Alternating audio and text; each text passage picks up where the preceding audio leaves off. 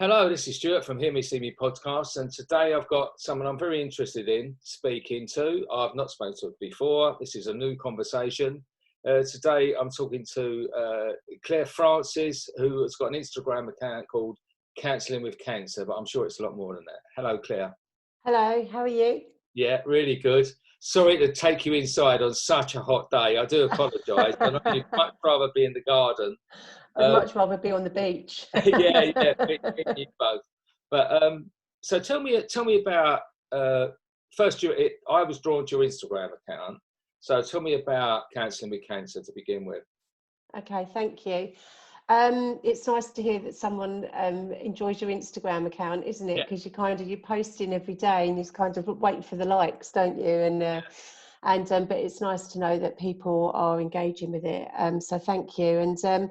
What happened for me really is in the counsel. How I led into Counselling with Cancer was I was made redundant from my job, and a few years ago now.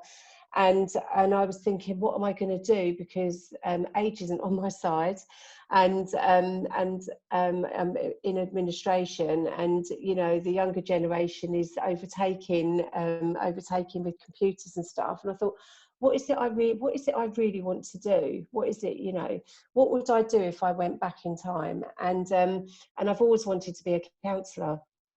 And I had counselling after I had my first daughter, because she was 6 weeks premature and she was only £4. And so I had postnatal depression. And I went for counselling. And as soon as I sat in that chair, I was like, I'd love to do that one day. I'd love to be able to help people. And so I dipped my toe in when I was made redundant. I got some money and I dipped my toe in thinking I'll just see what it's like. And then it was 5 years later, because I did part-time studies because I had to go back to work to pay the bills. And I dipped my toe in, and then 5 years later qualified as a counsellor. And because I was working full time, I was a mum and everything else that comes with it. I thought, never again. I can't face anything again. But I didn't want to lose my skills. I wanted to gain my skills. And I saw a application come up at Macmillan in Surrey, in East Surrey Hospital. They've got their own Macmillan Centre there. And I applied and I got the role. And that was 3 years ago. And that's where counselling, I didn't know what to call myself when I wanted to start an Instagram account, build a business, get a website. And it was Counselling with Cancer that kind of, it just made sense. Although counselling expands into so many, as you know, so many different areas. Mm. So that's kind of where it came from. Yeah. And I'm still at Macmillan now. Yeah. So have you had any personal incidences with cancer? Like lots. Your friends and everyone, I suppose, haven't they? Yeah, everybody. I mean, I always hashtag. I've started to hashtag cancer changes everything forever. Mm. And really, talking to you now, I think I should do a hashtag cancer changes everyone forever. Because it affects everybody, doesn't it? You've got the person that's been diagnosed, and then you've got the family, the friends, the work colleague. It's a ripple effect. And a bit like addiction, really, isn't it? It has that ripple effect on the whole family. Yeah. And when a friend of mine, he was Axel, God bless his soul, he was 30 and he passed away with cancer. And 30 years of age, we were all going out, enjoying ourselves, clubbing, doing all those things, and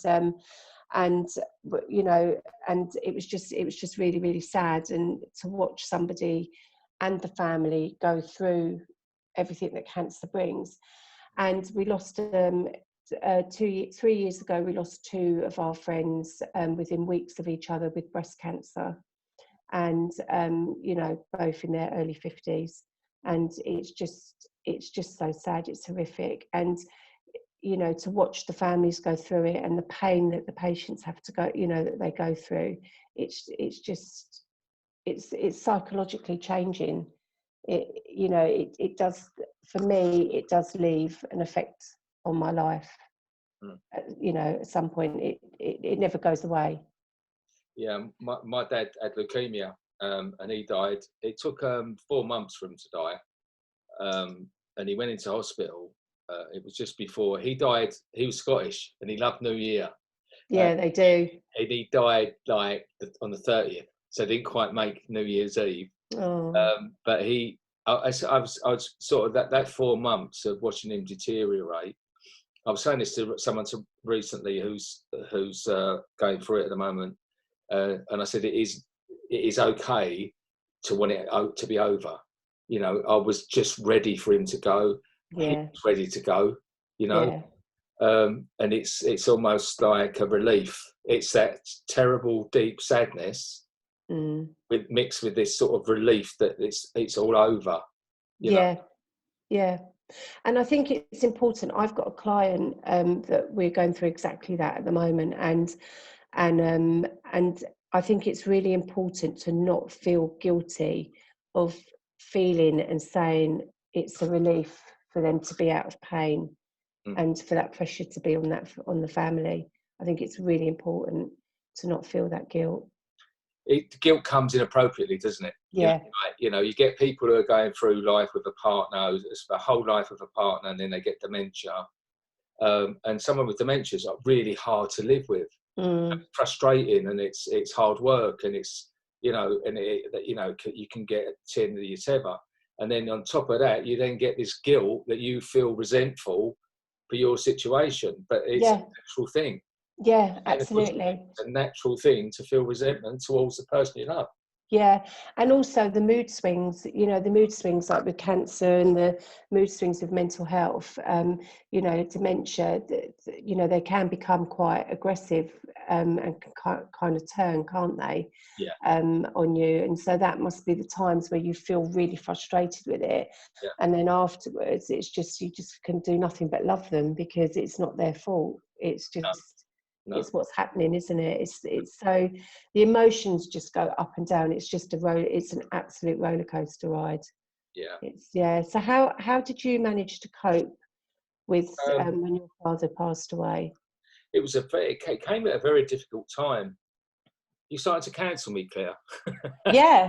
You can't help yourself, can you?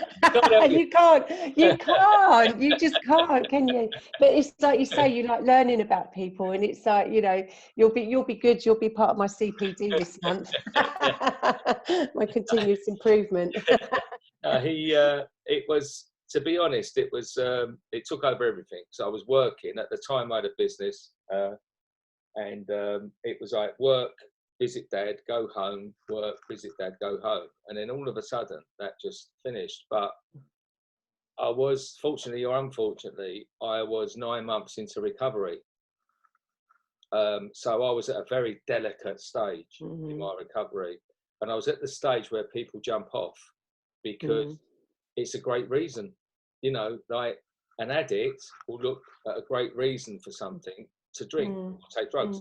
So what you find is, no wonder he's had a drink. His dad's just died, Now I found I was so lucky that I had a real strong recovery around me. I'd gone into AA, and I really lent on that at the time, because without that, I wouldn't have been able to, I would have very quickly run out and done what I shouldn't have done. Yeah. My mum has often said since that, I was a rock for her, and I love that because I wouldn't have been, I know where I would have been. I would have been self-centered. Poor me, my dad's just died, feel sorry for me, and all that stuff. Instead, I was there for my sister, for my mum, and which is important, which then that's what helped me through it, being a positive person around all that going on, stepping up, Yeah. And I had a great thing with my dad just before he died. He was Scottish, and he was very, forthright. And I was looking for a bit of praise. We all have a bit of praise. And I was 9 in, and I said to him, he was very quiet. I've been sitting there for a while, and I said to him, "Oh well, at least I've stopped drinking, Dad. And then he just didn't say anything. And he said, about fucking time. I know, it's amazing, isn't it? It's listen, you know what? It's amazing what that AA. I'm 12 years in recovery. Oh yeah, And yeah, 12 years in right. recovery. And my mum passed away from alcoholism when I was I think I was 18 months sober. Right. And it, you know, AA was my rock. Well, AA still is my rock. And it's just amazing, isn't it? What, you know, because we don't need an excuse to drink, do we? Really, we just, you know, we just do it. Yeah. And so yeah, and 9 months, and having such a major. I think I was 9 months sober when my nan passed away from natural. She was 90, and I miss her every day. And it was just meetings, isn't it? It's just kind of to get you through it and do what you need to do. I went to a meeting that night. He died in the daytime. Yeah. The 30th, and I went to a meeting that night, and you know, it's just such a great thing to be around people who know what you're going through, you know, and it's such a support. And I found that, you know, during lockdown, this is where it's been very hard for people, because with the meeting stopping, and albeit they went on to Zoom, but you've not got that connection, you know. And to be honest, we need a hug. You know, and as you know, that releases all the serotonin, like when you're hugging people and that. When you've not got that, it was great that it was great it was still there and everything, but I think a lot of people did struggle during that time. Yeah, I do believe they did. And look, do you know what? It wasn't, you know, for some people it wasn't ideal, but I just felt that, you know, it was part of the, you know, the promises, and you know God's doing for us what we can't do for ourselves. And hey ho, you know, look, I've got cancer clients who, you know, with cancer, they had nothing. They had nobody, you know, their families couldn't go and see them. They couldn't, you know, they're standing at windows waving at people. They're, you know, people can't go out because we're all in lockdown, so they've got no connection. We were so lucky that we had that connection, so lucky. And, you know, we're going back face to face now, and slowly it's easing. And, you know, we've still got it. How amazing is that? You know, it's beautiful. Yeah, on a light note, we had a wonderful experience in January. We were still in the height of lockdown, and my daughter had a baby at our house, because, as you say, people couldn't be together, so she desperately hung on to a home birth. Yeah, she lived with us at the time, so that she was allowed. So there was her and her fiance and my wife. I weren't really supposed to be there, but I hid in the bedroom away from the midwives because I couldn't. You just listened, did you? My other kids, because I've got 5 kids and 4 grandchildren now, they sort of went off to the flat to look after the other grandchildren. And then it was like, it was such a wonderful experience, but she was scared to go into hospital.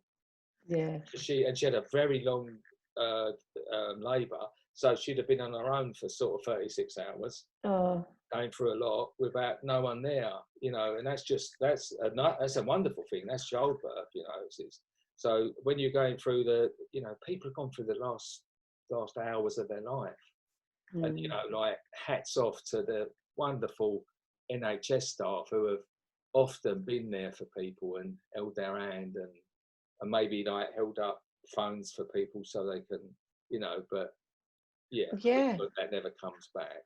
So you must have seen so much with people coming to you for help since that time. Yeah, for lots of different reasons. You know, I had students come to me to help them get through, because they're booking university to get away from their parents, to, you know, go and have a bit of a wahay time and study, you know, or study at the same time. and then all of a sudden they're in their bedrooms having to do their studying with their mum snagging at them saying, have you done your work? Are you doing your schoolwork? You know, your university work, and, you know, worrying about their grades and everything. So their university experience has been completely different to what it's, you know, to what it's meant to be. And so I've helped students go through COVID.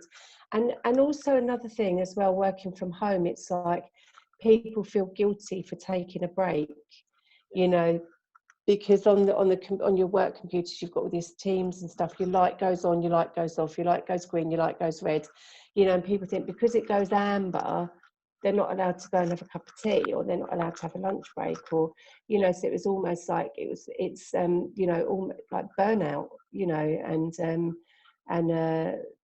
so they were coming to me for things like that as well. So lots of different reasons, lots and lots of different reasons in COVID. I think it's true what you said there, because it's so imperative to have a break. And you found that you know, people in the workplace don't tend to work like 9 solid hours, do they? You know, you have breaks, you go off and get a coffee, or you have a lunch break, and all that. But with at home, they just felt obliged to just keep sat at that, you know, solid desk and just go off for a pee or something, you know. Yeah. And it's not healthy at all, is it? No, it's not. You need to have a break. And even if you go outside your front door and just walk down the road for 15 minutes and walk back for 15 minutes, that you're getting a change of scenery. You're not, you know, like on a day like today, you know, you might come out and think, God, I didn't see any of the sunshine. You know, we had 3 days of sunshine this year and I've not seen it, you know, because we're just too involved in what's going on in our work. And so I'll just do this, I'll just do that. And yeah, it can be very isolating. So it's really important to have those breaks and make a connection, and speak to people. Pick the phone up. You know, don't always text. Don't always email. Don't, you know, just pick the phone up and speak to somebody so that you're hearing another human's voice. It's so important.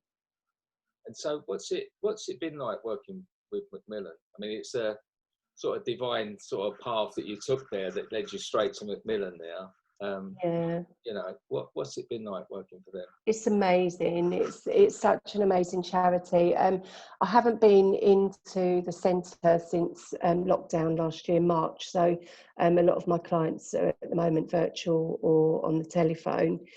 But when you go there, it's such a lovely. The staff there are amazing. They're lovely, and they just can't do enough for you. You know, they're just they you know, the patients come in, or they might pop in between waiting for appointments, or, you know, they'll pop in and see what Macmillan's got to offer.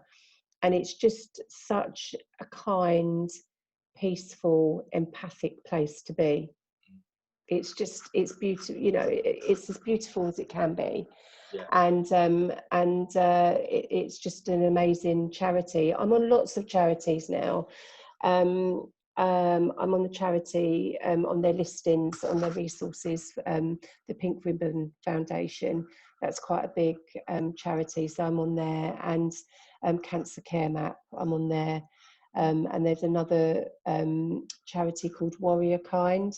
So they started off as a very small mental health business, and now they are opening up. Now they're just waiting for their charity number to come through, and they'll become a charity. So I'm on quite a few different lists now. Yeah. So yeah, which is good. So, and they're all amazing. You know, they're all amazing. And I think, you know, volunteering. The reason I was asked, how long will you stay at Macmillan for, by my supervisor, and I said, I can't see me ever leaving, even if it's one client that I have a week. That's one client I'm helping, and you're volunteering and you're giving back, which is part of our program, isn't it? Giving back. Yes. And, you know, it's like you're giving back to the community.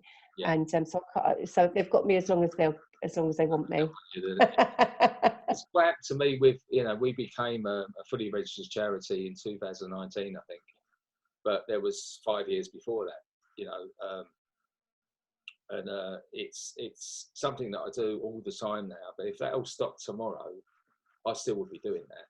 Like I say to people, whatever happens, I'm doing this I'm doing Apex Homeless Rescue Night, because I meet so many people, and it's the way I can send a message a lot of the time, is because just by cutting someone's hair and we get chatting, I mean, I don't preach to them, but I get chatting, and they say, "Why'd you do it?" I say, "Well, recovery," and it makes me feel better. And so many times I connect on that level, and we've got so much in common. That empathy comes through, and the connections are amazing. I'm never going to give that up. And I knew how much it meant to me when we first went into lockdown, and it was taken away from me. We couldn't go out and do what we do. I struggled a lot. Really did struggle a lot. And did you? Yeah. We've been going back out. I feel myself again now.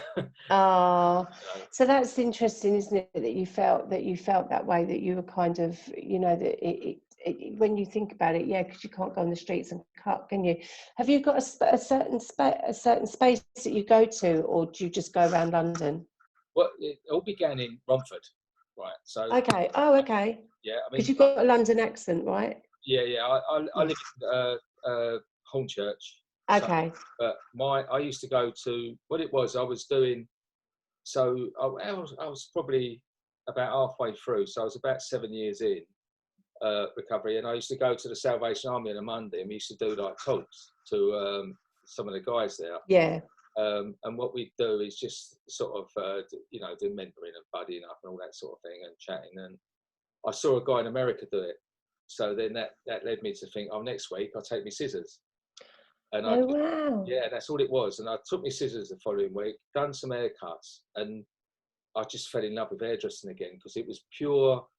There was no money, there was no business, there was no VAT, there was just pure hairdressing, which is giving me goosebumps. Yeah, how lovely. It's what you go into, isn't it? When you start off, you just purely go into that, and then it gets complicated.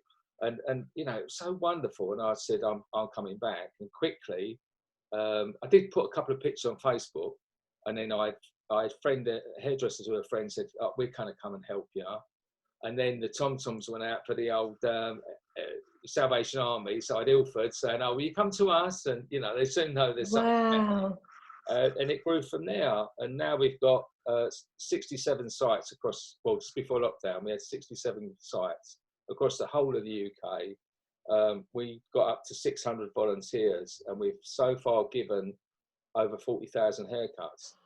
So that all stemmed from that moment, But what we do work in places like unfortunately, Salvation Army Romford's never reopened, but we've got some that haven't, but we've got new ones that we've started, and they're always in a day centre or a Sunday Army or just wherever people are being cared for, where they go to eat or chat or some food or some clothes. We go there and we just rock up once a month. But the important thing is we make sure it's consistent. So they know that we're a regular feature. They can rely on us. And some people's, I've been cutting their hair 6 or 7 years since I started. Wow. Unfortunately, they're not out of their circumstance, but and it's a wonderful thing that they can get to know us and trust us. But also, it's something that's replicable. So now we're out and open again. We can get out there and we're regrowing. By the end of the year, we'll be back to where we were at the beginning. Yeah. Lockdown, and then we can move forward. Yeah. Next year. Yeah, maybe I'm just thinking, like, I could, obviously share some of your posts and stuff, but also I'm kind of just thinking that when we were in COVID, my daughter's a hairdresser. All right. And when we were in COVID, in that first really strong lockdown, and people couldn't get their haircuts, all they wanted to do was have their haircut because their fringe is getting too long, or and I know the homeless there, it could be years worth, but for general public, they're not used to that. A lot of them are used to, not everyone gets a haircut every 6 weeks, but a lot of them are used to kind of being able to groom themselves, aren't they, and get them, make themselves look nice and whatever. And I found that talking to people people, they were just like, especially on Zoom and stuff, you're at a meeting at work and stuff, they're just like, I just want to get my hair cut. I just want to get, and I used to think, so I used to like, you know, you could, I don't know if you remember, but, or if you went on it even, but if you went on to the .gov.uk COVID, you could send Boris a message. And I used to send Boris a message saying, please, can you just let people get their haircuts? Do you know what I mean? Because I think it improved people's mental health. Definitely. When they had their hair cut. You feel like a completely different person, don't you? And I really do believe that had a strong impact on people's mental health. I don't know if you agree or not. Definitely. And well, we've done a lot of thought about it, and a few people have come up with, and it's not my idea, but I forget who said it to me, but it makes such sense. Why it's so effective in that way is that we touch. Yeah. It's not services that lay hands on people. Yeah. You know, so anything where you touch, you instantly connect and you break down that communication barrier. Yeah. That's why everyone offloads to their hairdresser. They do, yeah. My daughter comes home, she doesn't want to talk. No, and then they get burnout. You come home, and that's the thing. You're, oh, yeah, how you doing? Oh, You've got to talk to your wife. Doesn't get a word out of me, which is quite pleased about. But it definitely, it's that, and it's like anything. Once something's taken away, you realise the value of it. Yeah. And that's what happened with hairdressing, and that's what realistically people will forget fairly quickly, because there'll still be everything like that short-lived. Because as a human being, we don't tend to appreciate what we've got till it's gone, and then very quickly don't appreciate it when we've got it back again. You know, it's flaws, I'm afraid. It's very interesting though, that the effect it did have on people. I've done a lot of work with the British Beauty Council, and they done some astonishing work. And Millie Kendall, who's the head of British Beauty Council, she lobbied the government a lot about getting us open again. Yeah. You wasn't the only one contacting Boris. Hey, I used to go, any haircuts yet? Yeah. Can we have a haircut? And he definitely needs one, doesn't he? Bless him. I'll tell you a story. One of my friends, I won't say what store it was, but works for a big, company. And Boris went in and said, I need a haircut. Well, because she was the manageress of the salon, they went, you've got to cut his hair. And this is when he was Lord Mayor. This is when he was Mayor of London. And anyway, she sent a message and said, you're not going to believe I've just cut Boris Johnson's hair. And I was like, oh my God. And then the next day it was in the newspaper, Boris has had a haircut. So this goes back quite a while. It's not just now. He's always needed a haircut, hasn't he? I think, bless him. And I think that's his trademark. Yeah. He must come out. That's his personality. He made him look really, he probably come out looking like me, and then he went straight out and done all of that, because he's this buffoon image he's got. Yeah. He don't have to have his hair sticking out like that. It's his trademark. I think it's part of his, that inner child, kind of thing. And that maybe he needs to come and see me. Yeah. I think perhaps he needs the two of us. I was just going to say he needs the two of us. Yeah. I can do the outside of his head and you can do the inside. The inside. Oh God, imagine trying to get inside his head. Oh dear. Bad enough in my own. I don't want to be anyone else's head. That's totally, absolutely, 100%. I didn't know this about you, so we really have got that in common, which I didn't know. But so how does that help you, the work you're doing? It must do something for you, helping.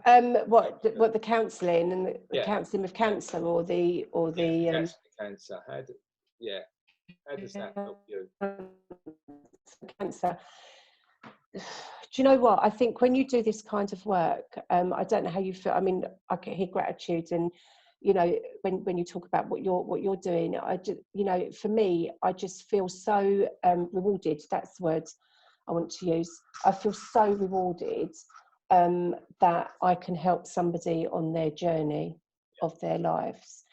And because some you know, I get mums who have lost children, not younger children, but adult children. I've had daughters that have lost their mums. I've had clients that are terminally ill, and suddenly it goes silent. You know, all those things. But I just feel that I've had that privilege to help somebody through some part of their life and to help them have a, you know, a better freeing life. And hopefully they've managed to deal with some of the things that was, you know, that was bothering them. Because a lot of the time, when clients come to me, the catalyst is the cancer, but there's so much else going on around it, as we know. And for me, that's the reason that they've come to me. But when they talk about it, it's like their families, how they're going to cope. Their anniversaries are coming up. They've got appointments coming up that they're feeling, you know, they're worried. They're getting anxious about, you know, their 3-year appointment. Has it come back? What's it doing? You know, all those kind of things. There's so much to it. And to be able to walk, and I often say to my clients, my supervisor said to me, how do you walk with a client though? You're doing it virtually. But I suppose it's part of program as well, isn't it? It's like, you know, it's you know, I'm walking with you. So, you know, I'm going to hold you through this week until I speak to you next week. So when you're at that appointment, just remember that I'm there with you. I'm holding you. You're not alone when you go in, because they can't go into appointments when we're in COVID. They can't take people with them. Their wives or their husbands sitting in the, or some of them are single. They haven't got families. You know, they're just everyday people. So I find that one client in particular, she said to me that she wrote to her company, and they were choosing a charity to that they could fund for that year, and through sponsorship and various different things. And she said, through me being so kind and empathic with her, and walking with her through her journey, she gave a story about me and her, and in her, you know, to her company, and they decided to choose Macmillan. It says she was in Macmillan, and they decided to choose Macmillan as their charity of choice for this year. And you hear stories like that, and I'm just so grateful that, you know, so it's not, we're also giving back to the charity as well. It's kind of, it's a bigger picture, isn't it? It's such a bigger picture out there, and it's just so rewarding. So for me, that's what I get, rewards. Yeah, and that's I can wholly agree with that, because it's you know, it's mirrored in the same thing. Yeah, and it's just gratitude, and Yeah, it all comes on top, and I feel like everything's going wrong, and I've had some big major stuff happen the last couple of years, and then I go out, I meet some people who have got nothing, almost no future to a degree, and then they act like they've got everything, and then I think, who am I? What? How can I worry about my stuff when there's people facing such adversity with a smile? yeah, And yeah, absolutely, 100%. And that's why I always say to people, this is the thing of volunteering. You know, all we ask of our volunteers is half a day once a month. Yeah. And I think, and I value that incredibly, that they give us that half a day once a month. But if someone hasn't got half a day once a month, I think they need to question their compass, you know, like their balance in their life. Because I think the ones who haven't got that probably do need it more than anyone, and would really benefit from it. Because volunteering, you just can't underestimate the feeling that it gives you to help somebody else. And I wonder whether I was just thinking while you were talking there, like homeless people, how do they cope when they get cancer? I've met them. I've Wow. met them, and there are things, and there again, there's like good centres and there's Yeah. not so good centres. So some Yeah. have a lot of support, offer a lot of support. Some aren't able to offer much. Yeah. Some slip through the net. Some, like we've done a lot of work with Samaritans. Mm. So, they're a great open platform for people to go to as well. Mm. We worked with their Listen campaign as well, Mm. because they picked us because of the chatting, while having a haircut. But it's hard. I mean, I've had people come in to a session and, they come in on a wheelchair and then and he won't be helped, tip himself up, drag himself to the chair, get him on and you think, it's bad enough to be homeless in the freezing cold. In Mm. that situation, someone, Mm. we've got people. We've got a wonderful project in Manchester, and we'd done some street work there, and there was this guy who took it on himself to protect my lady to go round, and he had no legs. He had Oh, no see? wheelchair, and he's going round making sure that no one gave her any hassle. Yeah. Yeah. So, like you just think this brave, this wonderful humanity out there. Yeah. It's just a Absolutely. shining example to all of us, isn't it? Really. Yeah, yeah. If I'm out shopping when we're allowed out, if I'm out shopping and I see a homeless person, I always go and get them something, whether it be a McDonald's coffee or Yeah. a muffin to give them a bit of energy, or if it's cold, I'll get them noodles. Yeah. And I'll always take something to at least one, because you can't do them all, but sadly. I will always, I drag my daughter, say, come on, they're older now, they're 20, 22 and 26. I'm like, come on, we've got to go to McDonald's, let's go and get something to eat for them. And they're so used to me doing it now, but I never really, I mean, I'm telling you that, but I don't really although it's on podcasts now, but I don't generally broadcast that I do, I do that. I just do that because I just, just them to have a warm cup of tea, it must be something for them, I think as well, acknowledging, it's more than the tea, it's the fact that another human being has not acknowledged your existence. Yeah. The biggest thing we find is people say that they just feel invisible. Yeah. And that people just don't even see them. Yeah. For someone, it's not the tea itself, it's the ego. Yeah, that acknowledgement. Yeah. I always say, you okay? And, just try and have a little bit of voice contact. But some of them are so frightened, aren't they? Because they don't know what you're coming towards them for. They just, they're a bit, I notice that I'm very wary. I always try and put the cup out first so that they can see I'm offering something, But it's unfortunate, they get attacked a lot. There's or I think I said to a guy once, how comes I see a lot of you guys like sleeping around in the daytime? He goes, well, it's not safe at night. Ah, so that's why they sleep. See, I've learnt something today. So that's why they're up and around at night and they're asleep in the day. Because, they're a target in a doorway at night. There's a lot of people they'll come out of clubs. Yeah. Yeah, so I ain't been one for a while. Yeah, pubs. they come out and give them a kicking. Like it's almost like a sport. So sometimes they don't feel safe. And then when they're in the daytime, when it's light, then everyone's about. There's a lot more people about. They just feel. It's not. That's when they can get their head down. That was someone's opinion, and it made sense to me once he said it.